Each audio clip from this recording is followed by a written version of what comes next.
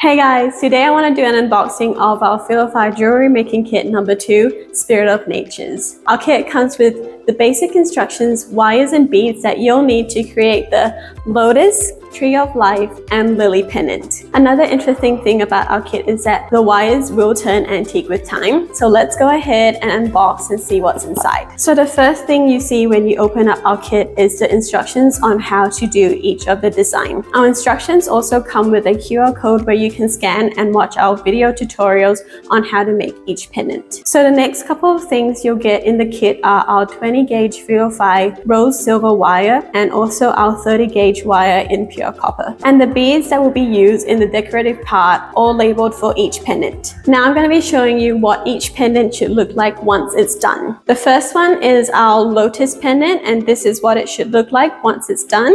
The second one is our tree of life. You can see that the wires are quite antique, which is our selling point. And last but not least is our lily pendant, which is kind of a fan favorite. If you're interested in any of our kits or other products, be sure to check out our Amazon storefronts or other platforms in the links below.